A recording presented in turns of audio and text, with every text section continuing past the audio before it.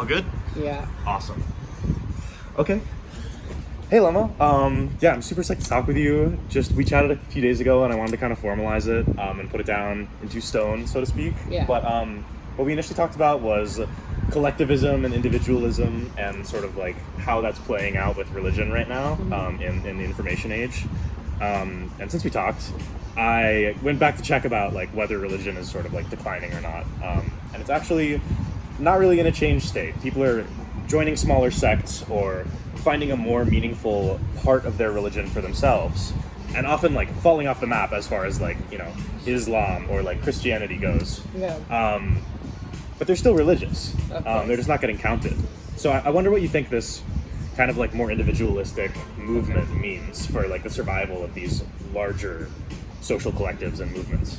I think that myself personally, it's really hard to identify yourself within a religion and then also have certain beliefs and then certain perspectives and still contribute or feel like you're a part of that specific sector. However, being Muslim, I know that there's like limitations on a lot of how do you say this? A lot of like can or cannot and then including being a female, there's a lot more. But then identifying myself as Muslim and then also identifying and then having my perspectives come to life, and then also reading the Quran and reading what it really meant and what it really means has given me an opportunity to start to separate myself from the cultural aspect of it, and I think that's what's happening. It's like people mistake religion and culture so much so that people are intertwining the two together, and they start separating themselves from the overall religion. So yeah, I definitely feel like that's where I'm at, where I would feel like what's happening. I'm Shia Muslim, and there's like a whole, you have Islam, and you have the Sunni Shia, and then within the Shia and the Sunni there's like branches of different Shias and different and Sunnis, and there's so much so that you get confused as to like, where did we actually come from? What do we actually believe in? What are we supposed to believe in? Isn't the whole overall perspective that we're all the same within the same religion? Aren't we all supposed to accept each other? But because there's also the reason why they're separated into different sectors is because people culturally start to separate them in different sectors.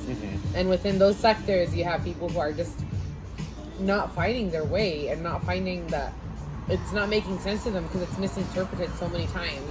Right. Time and time again. So yeah, I definitely feel like it's a struggle to identify or feel you're a part of a religion, and so like people just want to start creating one for themselves or like what's right for them. And so I think, and then we talked about this, like faith is really important. Sorry, can we get a couple more minutes just to decide? Yeah. Thank you. Yeah. So faith is really important. Sorry, that threw me off. Yeah, totally. Wait, I actually have a follow-up on that though. Yeah. Which is, do you think like this sort of hyper-specialization makes it more welcoming or less welcoming to people who like don't know anything? I think it's more welcoming. That's where people. So I feel like for myself, there's other Shias. I'm just like, how and why do you believe a certain way? Right. And it's not going to confuse me. I just want to understand. Educate me on why your way is, you think it's right, or why you feel like you want to be a part of this culture or this religion or this. And I think that is I think that would be definitely the reason why it's more welcoming. It's just there's more sectors and more ways that people can like start to incorporate themselves and still have that same faith, right. I guess. Sorry. But yeah, I also like that ties in a little bit into like the LGBTQ community, because like there's so many there. It used to be like LGBT, and then adding more sectors within the title itself. Yeah, people felt more more welcome. And like the number of LGBT people has doubled in the last 10 years because B and T are counted now. Exactly. Not because there's more L and G. Exactly. Yeah, so I think that it kind of relates to it in a way. Like religion does that too. The more religions there are, the more people identify. It's like the party system that we have. We have the green, the red, the blue. Nobody really goes for the green. They go red or blue. It's majority, But then you have the unidentifiables. Yeah. I think I qualify within that little branch right there. Yeah, do I really want to vote for everyone? I just want to generalize what I feel like is right. And I think that's... Just want change. I just want good change. The right change to happen. Do you think that... I don't know. Do you think the way that business moves these days has made it kind of like... has made religion somewhat more business-like?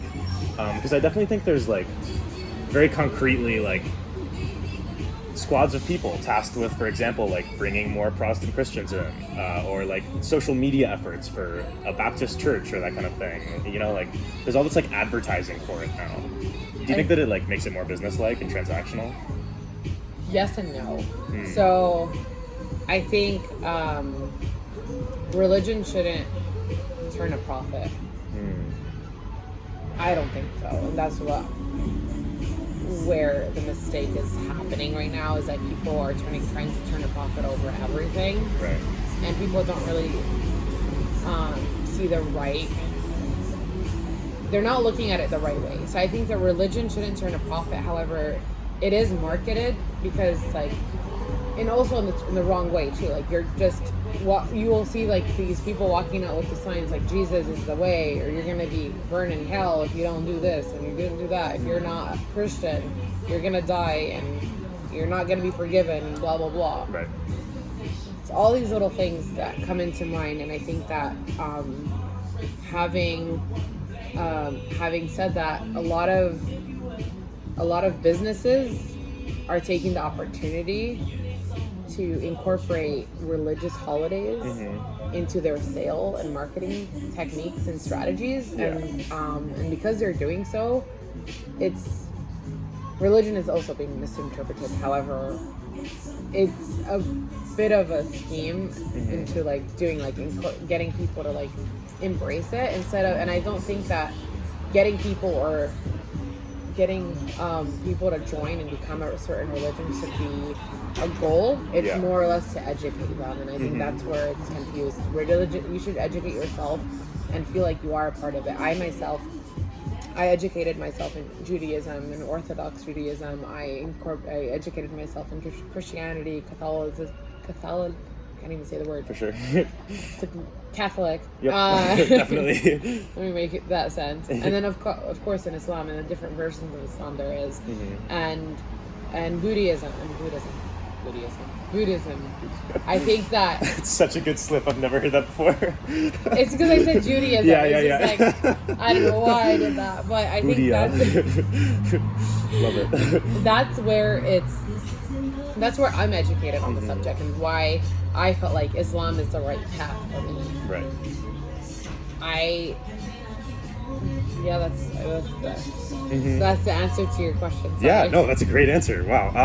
I was gonna bring up, like, I totally think there's a parallel to a lot of like my friends' parents who were Korean or Chinese became Catholic when they immigrated because it was just a really good way to gain any kind of like social anything, a foundation. And so it was most often like, like, hey, we're here to engage in this ritual together, but also we recognize that, in a sense, like, we are the best thing that we can provide for each other. Like, this movement is great for all of us because of religion and because of God, but also because of us. Like, we're helping each other.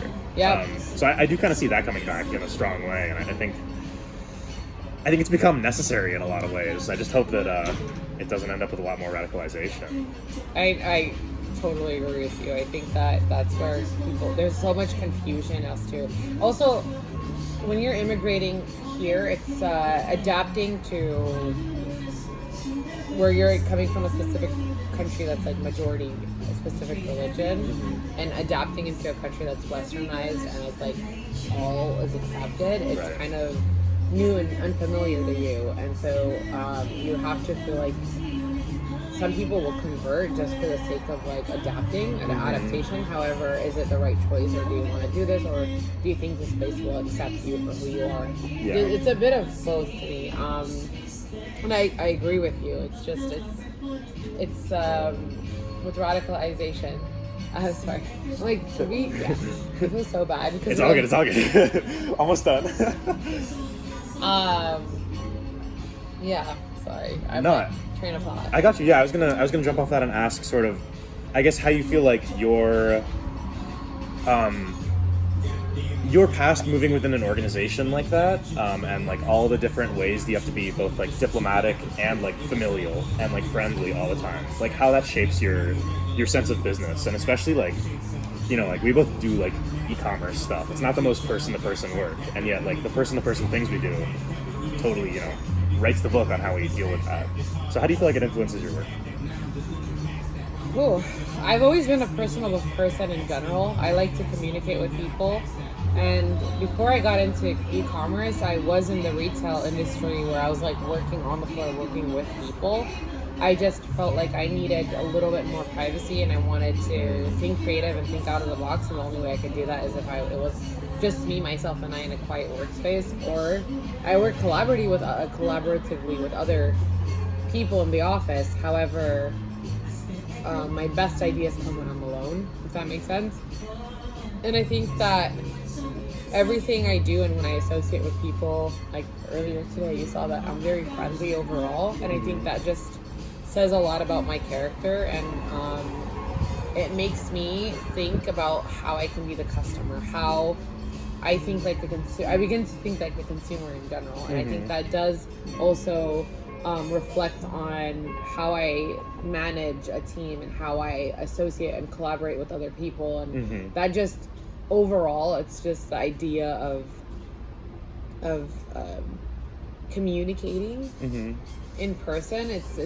I treasure it so much because we're walking away from it, and we're kind of like all into our devices to the point that I just want to like I treasure it so much that I think it just like helps me work better. That makes I don't know if it makes sense. Totally, yeah. It's so funny to me that so many non-religious people think of religion as like, you know, like rules from God, yada yada, and the way that it plays out so often is they're really like shared experiences that they actually create a cohesion between what would otherwise be completely separate human experiences. And it does play out in a really interesting way in business too, because it's like, how am I going to find common ground?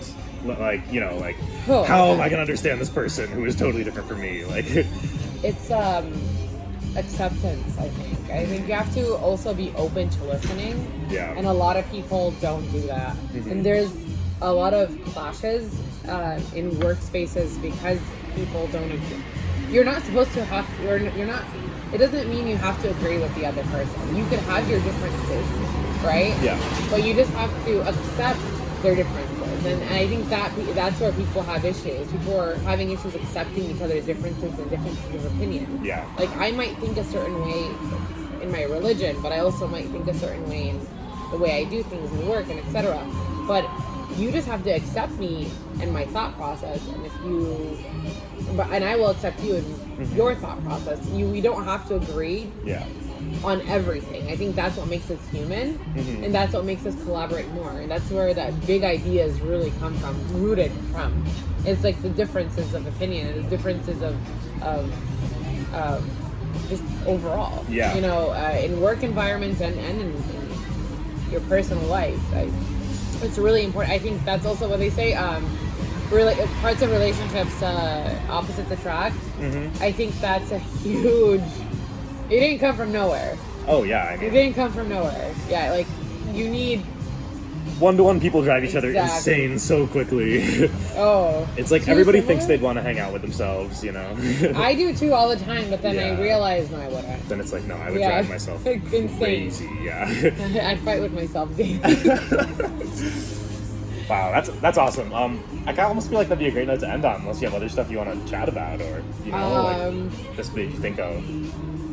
I think we talked about, this is probably the last thing that I would bring up, is what we talked about earlier in the car. We were talking about it. I'm like trying to remember it now. What were we talking about?